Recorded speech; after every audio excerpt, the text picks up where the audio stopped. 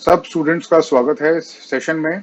इस सेशन में एक बहुत इम्पोर्टेंट सवाल का एक बहुत अच्छा और एक बहुत ज़रूरी जवाब हम देखेंगे, एक्सप्लोर करेंगे। और वो क्वेश्चन जो बहुत स्टूडेंट्स जिसके बारे में कंसर्न्ड हैं, जिसके बारे में चिंतित हैं, जिसके बारे में सोचते हैं, वो ये है कि यूपीएससी एग्जाम के लिए इंग्लिश कैसे इम्प्रूव करी जाए।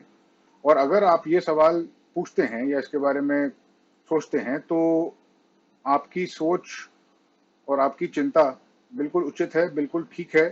क्योंकि यूपीएससी एग्जाम के लिए खासकर मेंस में लैंग्वेज का बहुत अच्छा कमांड चाहिए, क्योंकि आप बहुत हद तक और बहुत वॉल्यूम्स में लिखेंगे मेंस एग्जाम में। और जाहिर सी बात है कि आप जब यूपीएससी की प्रिपरेशन करेंगे तो इंग्लिश में ही सारा कंटेंट पढ़ेंगे। इंग्लिश मीडियम है तो न्यूज़पेपर पढ़ेंगे, नोट्स पढ़ेंगे, बहुत सारी बुक्स पढ़ेंगे, बहुत सारी लीगल लैंग्वेज भी पढ़ेंगे, जैसे पॉलिटी में आप पढ़ेंगे, इकोनॉमिक सर्वे जैसे डॉक्यूमेंट्स पढ़ेंगे जिसमें बहुत एकेडमिक और टेक्निकल नॉलेज, टेक्निकल लैंग्वेज के साथ आपका आमना सामना होगा।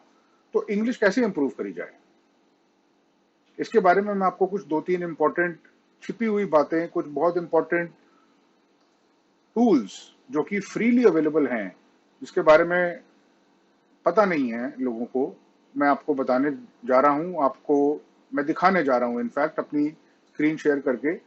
तो इसको ध्यान से सुनिए और जानिए कि इसका सोल्यूशन क्या है। देखिए, इसका सोल्यूशन है for for the most part इसका सोल्यूशन है प्रैक्टिस।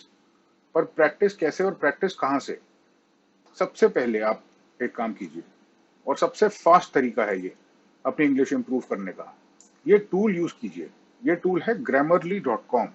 बहुत पावरफुल सिस्टम है, एक वर्ड प्रोसेसिंग सिस्टम है इंटरनेट पे। ये ऑनलाइन है और ये फ्री है। इसका फ्री वर्जन ही आपके लिए बहुत है। इसको आप यूज कीजिए। मैं आपको अपनी स्क्रीन शेयर करके दिखाता हूं कि इसका कैसे यूज करना है। देखिए, आप जब grammarly.com पे जाएंगे तो इस टाइप की स्क्रीन आपको दिखेगी। grammarly.com आप जाइए, साइन अप कीजिए और जैसे एक टॉपिक लीजिए। ये टॉपिक है dreams which should not let India sleep.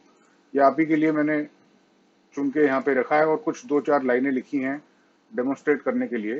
देखिए, ये जो सॉफ्टवेयर है ये आपकी गलतियां पकड़ लेगा इमीडिएटली। ये आपकी स्पेलिंग मिस्टेक्स भी पकड़ लेगा और ग्रामर में जो प्रॉब्लम्स हैं, जो ठीक से नहीं लिखा है आपने इंग्लिश में, वो भी पकड़ लेगा। अब जैसे इसने ये पकड़ लिया, जैसे इंपॉर्टेंट की स्पेलिंग गलत है तो बता रहा है कि गलत है। तो स्पेलिंग मिस्टेक्स तो चलिए, it is not that big of a deal. But देखिए, अब जैसे यहाँ पे पकड़ रहा है, ग्रामर की एक मिस्टेक पकड़ी इसने।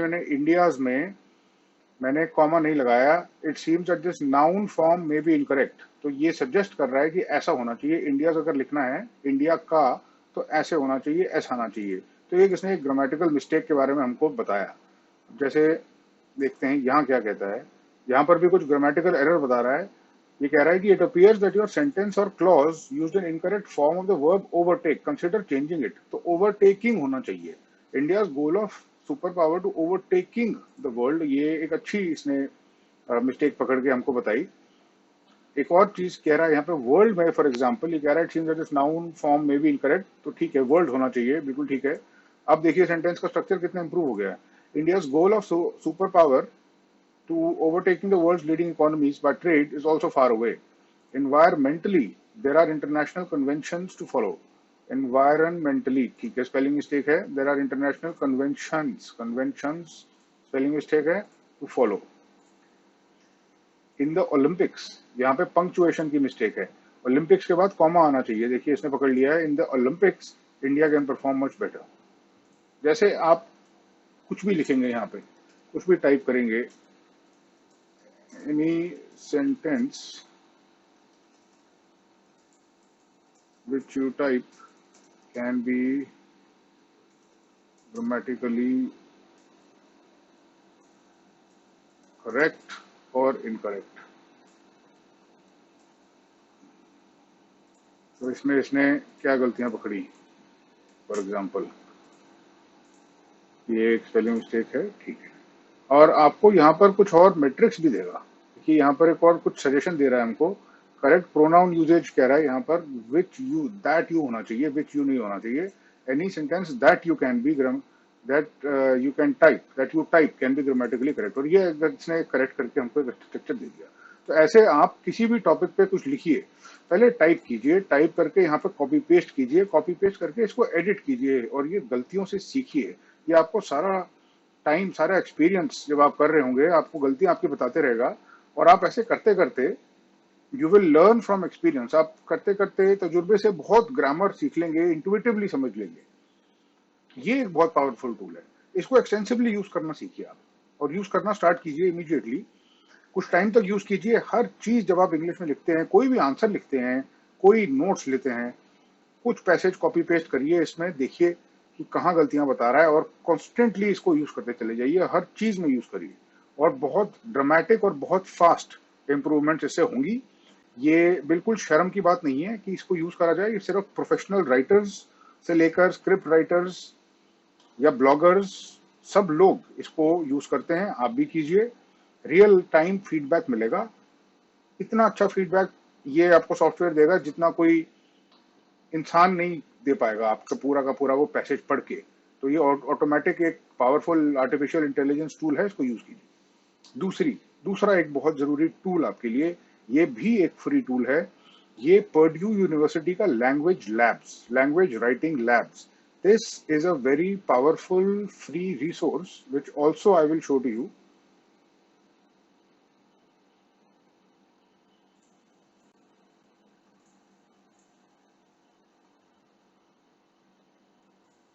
पर्ड्यू यूनिवर्सिटी का लैंग्वेज लैब, आप आपको इसका लिंक डिस्क्रिप्शन में मिल जाएगा।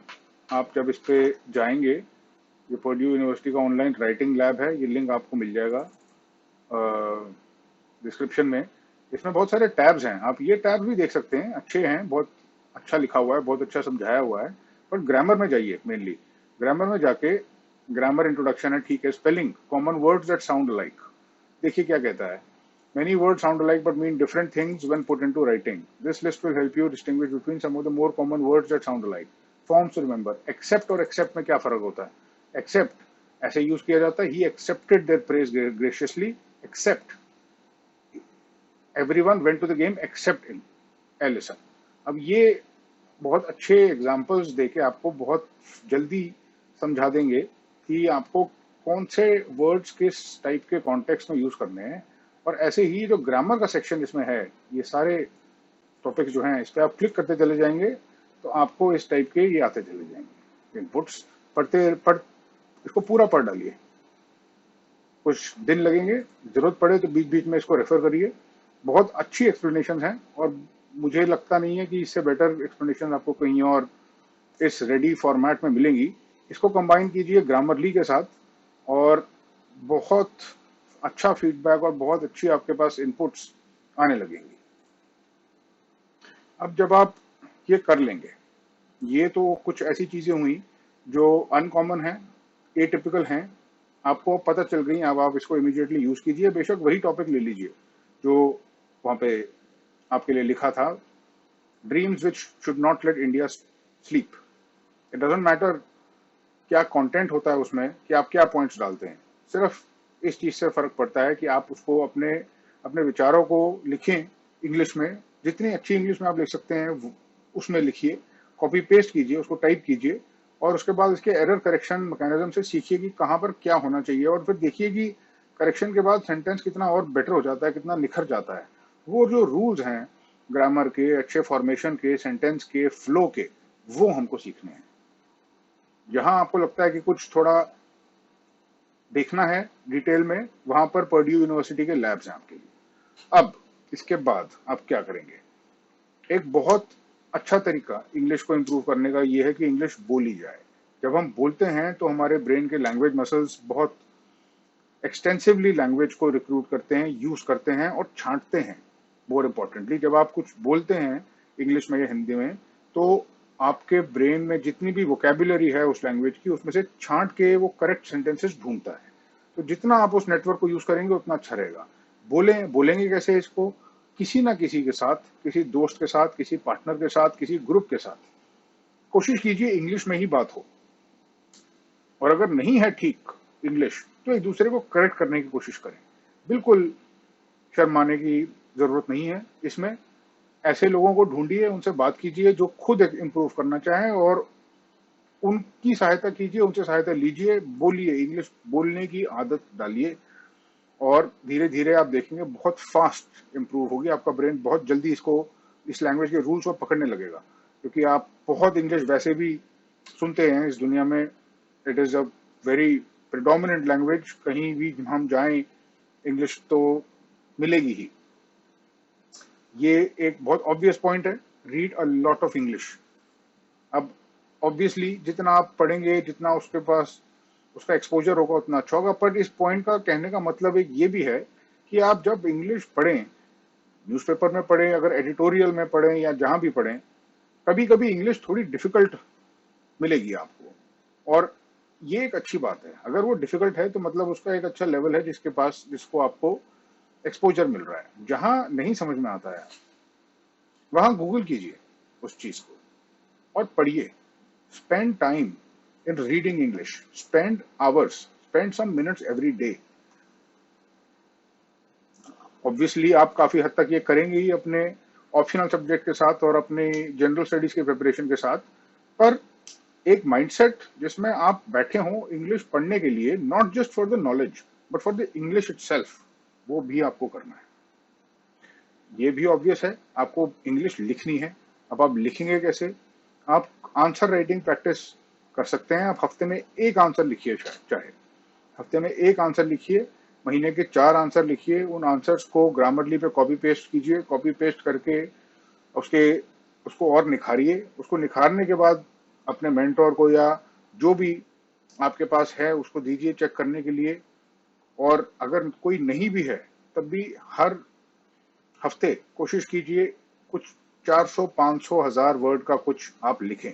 आप हर हफ्ते 1000 वर्ड लिखने का टारगेट बना लीजिए। आपको 1000 वर्ड हर हफ्ते लिखने हैं। ऐसे लिखने हैं कि बहुत अच्छे हों, आपकी तरफ से बेस्ट हों।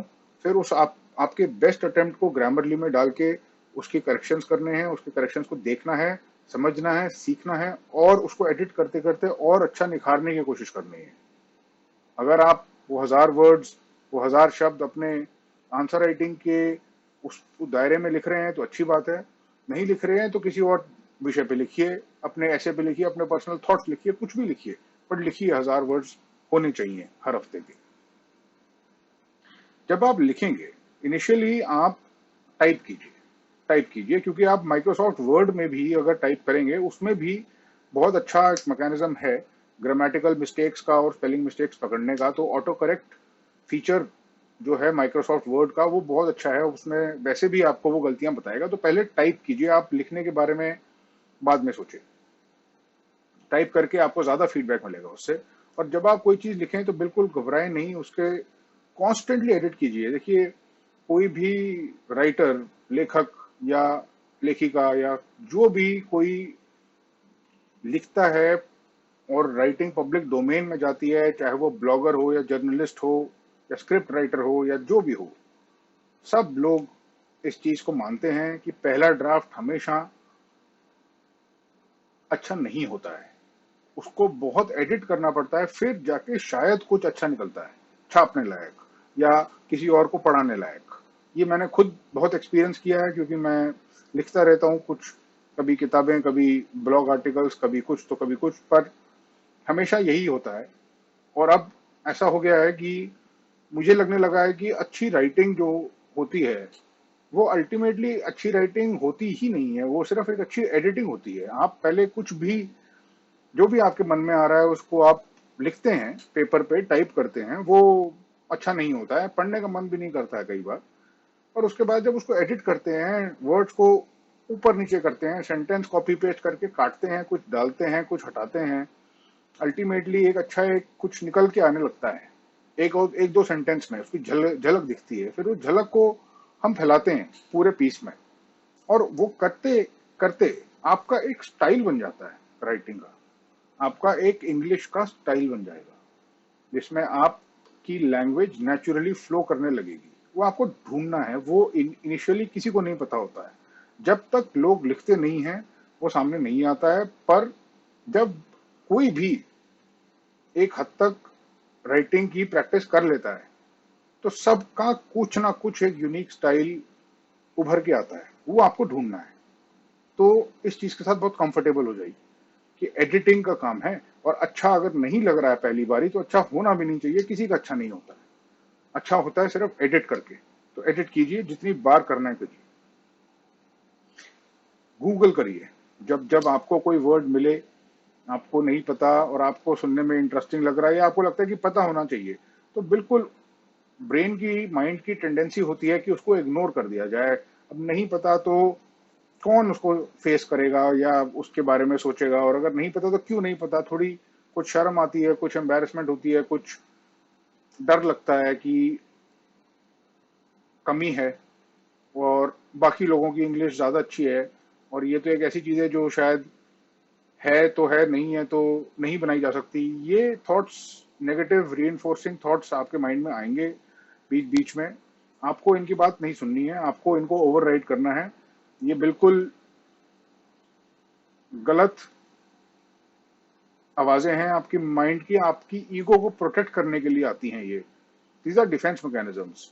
जब ये आवाजें आए आपके मन में जो आपको बचाना चाहें एफर्ट से, वो चाह रही है कि एफर्ट ना करा जाए, तो खासकर उनको ओवरराइड करके उनके थ्रू आपको जाने की कोशिश करनी है। आपको उसकी बात नहीं सुननी है। You will not listen to any self defeating or negative thoughts. You will accept, आप इस चीज को एक्सेप्ट करेंगे कि आपकी इंग्लिश में अभी कमी है और आपको इससे कोई मतलब नहीं है कि वो क्यों है कमी। आपको अब इसके बारे में नहीं सोचना है, आपको सिर्फ एक चीज जाननी है कि आप इसकी कमी को पूरा करके छोड़ेंगे। आपको पता है कि आपको कैसे करनी है, आपके पास स्टेप्स हैं, आपके पास डिटर्मिनेशन है। और आप ये जानिए कि इवन इन एडल्टहुड में भी जब लोग इंग्लिश सीखते हैं, कोरियन भाषा होने के बावजूद 30-40 साल सीखने के, या हिंदी या रशियन इंग्लिश सीखते हैं, या कोई भी और लैंग्वेज सीखते हैं, तो इस हद तक सीखी जा सकती है वो लैंग्वेज कि आप उसमें एक बहुत अच्छे लेखक हो सकते हैं। कुछ सालों के ही दायरे में आप में इतनी लैंग्वेज एक्विजिशन की पोटेंशियल नेचुरली है। कुछ लोग होते हैं पॉलीग्लॉट्स, बोलते हैं उन्हें पॉलीग्लॉट। पॉलीग्लॉट एक ऐसा व्यक्ति होता है जो बहुत सारी लैंग्वेजेस जानता है। कुछ पॉलीग्लॉट्स तो ऐसे होते हैं जो 50-50, 100-100 भाषाएं बोल लेते हैं, बोल भी लेते हैं, सीख भी लेते हैं और बहुत जल्दी लिख भी लेते हैं। German, Portuguese, Spanish, Chinese, English तो क्या, कुछ भी, हिंदी भी। पॉलीग्लॉट्स वो कुछ ऐसे लोग होते हैं जो इस लैंग्वेज एक्विजिशन एबिलिटी को एक अलग ही लेवल पे लेके जाते हैं, या उनमें उस चीज की ज्यादा रुचि होती है तो वो करते हैं।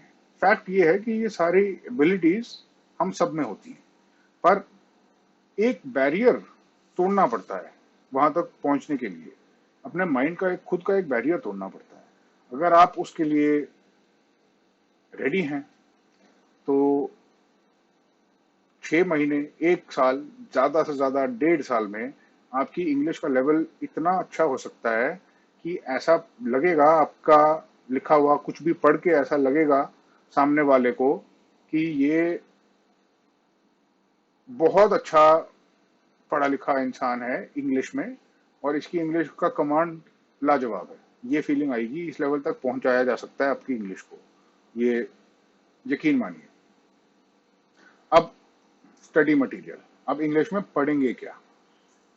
ऑब्वियसली आप जो बिपिन चंद्रा पढ़ेंगे, लक्ष्मीकांत पढ़ेंगे, और जो कोर्स मटेरियल आपका है यूपीएससी के सिलेबस से रिलेटेड, वो इंग्लिश में है तो उसको आप पढ़ेंगे, एडिटोरियल्स भी पढ़ेंगे।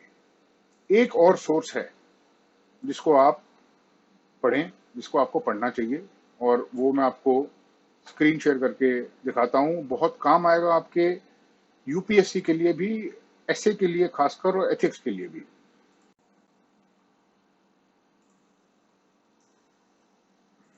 आप इस वेबसाइट पे जाएंगे, स्कूल ऑफ लाइफ कहते हैं इसका, स्कूल ऑफ लाइफ। बहुत अच्छा कंटेंट और बहुत अच्छी इंग्लिश का कंटेंट होता है, और ऐसा कंटेंट होता है इस वेबसाइट पे जो आपके यूपीएससी एसए से बहुत बहुत ओवरलैप करता है, और बहुत अच्छा लिखते हैं ये लोग।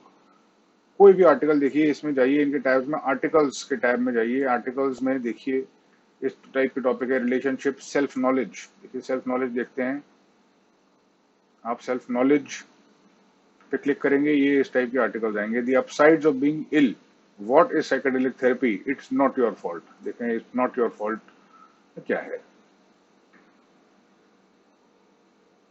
ये आर्टिकल आएगा। The strange laws of psychology that reveal that small children who are treated badly by their parents will always, rather strangely, blame themselves and not their parents for their injuries. They hate who they are rather than hating those who have done them wrong. Small children immediately notice when they are not loved as much as they might need to be. They understand nothing of the reasons for the hard-heartedness but feel all the pain. And yet they need to locate some form of explanation, nevertheless and quickly and intuitively settle on the one that always feels most compelling to them, that they have done something wrong. देखिए कितना अच्छा लिखा हुआ है, language flow कर रही है, आपको पढ़ने में कुछ तकलीफ नहीं हो रही है। आप एक बारी पढ़ेंगे, दो बारी पढ़ेंगे, तीन बारी पढ़ेंगे, आपको समझ में आ जाएगा कि लिखा क्या हुआ, what is it trying to say, that you can easily gather. इस टाइप का कंटेंट पढ़िए। इस वेबसाइट से बहुत अच्छे आर्टिकल्स हैं, आपकी वैसे भी नॉलेज बढ़ाएंगे, और आपके जो फिलोसॉफिकल ऐसे टॉपिक्स हैं काफ़ी हद तक आपको उसका कंटेंट देंगे। अब इसके साथ मैं ये सेशन ख़त्म करता हूँ। आशा करता हूँ आपको फ़ायदा होगा इन आइडियाज़ से, इन टिप्स से। अगर आप इनको यूज़ करेंगे तो आप अपना लेवल दिन प्रतिदिन बढ़ते देखेंगे। खुद आपके आसपास के लोग भी नोटिस करेंगे कि आपका लैंग्वेज का लेवल बढ़ रहा है। कुछ आपको हो सकता है हेजिटेशन हो, कुछ हिचक हो बीच बीच में, बट आप खुद को रुकने मत दीजिए, बस इसको पुश करते चले जाइए, करते चले जाइए, और एक दिन ऐसा आएगा कि आप ऐसी इंग्लिश पे कमांड रखेंगे कि लोग आपसे पूछेंगे कि इंग्लिश कैसे इंप्रूव करी जाए। All the best and I will see you next time.